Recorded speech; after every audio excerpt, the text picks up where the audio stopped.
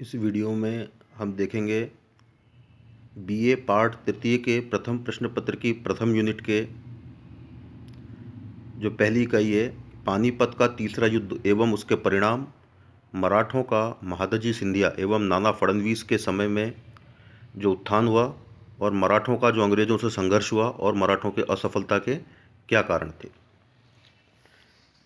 तो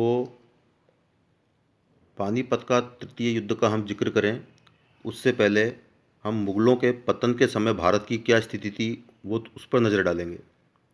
औरंगजेब की मृत्यु के बाद हुए उसके पुत्रों में उत्तराधिकार के संघर्ष में विजयी होकर मुअज़्ज़म बहादुर शाह के नाम से गद्दी पर बैठा था। उसके शासनकाल में अमीरों में गुटबंदी बढ़ गई थी तथा उसकी उदारता से ही शाही कोष राजकोष खाली हो गया। बहादुर शाह की मृत्यु के बाद जहांदार शाह 1712 से 1713 केवल एक वर्ष के लिए अपने भाइयों को परास्त कर गद्दी पर बैठा, परंतु उसकी अयोग्यता एवं नर्तकी लाल कंवर के प्रति अत्यधिक प्रेम के कारण दरबारी अमीरों के षड्यंत्र बढ़ गए।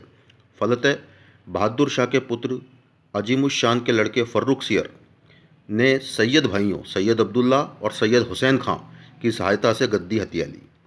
प्रशासन में सैयद भाइयों का प्रभाव अत्यधिक बढ़ गया, अतः फर्रुख सियर ने उनके प्रभाव को नष्ट करने का प्रयास किया, किंतु सैयद भाइयों ने मराठा सेना की सहायता से उसे गद्दी से हटाकर बहादुर शाह के पुत्र रफ़ी-उज़-शान के लड़के रफ़ी-उद-दरजात को गद्दी पर बैठाया। 3 महीने बाद उसे भी गद्दी से हटाकर उसके भाई रफ़ी-उद-दौला को नया बादशाह बनाया, किंतु 3.5 महीने बाद पेचिश की बीमारी से उसकी मृत्यु हो गई।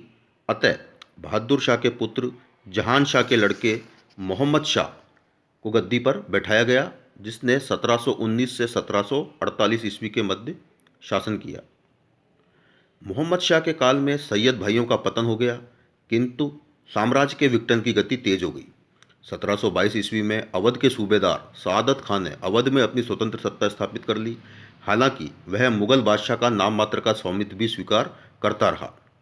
इसी प्रकार 1724 में दक्षिण के सूबेदार निजामुल मुल्क आसफ जहां ने हैदराबाद के स्वतंत्र राज्य की स्थापना कर ली। 1727 ईस्वी में पूर्वी भारत के समृद्ध सूबे बंगाल, बिहार और उड़ीसा भी केंद्रीय सत्ता से मुक्त हो गए और शुजा-उद-दौला ने वहां अपनी स्वतंत्र सत्ता स्थापित कर ली। इस प्रकार मुगल साम्राज्य छिन्न-भिन्न होने लगा। इस स्थिति का लाभ उठाकर राजपूत शासक भी केंद्रीय सत्ता के नियंत्रण से मुक्त हो गए।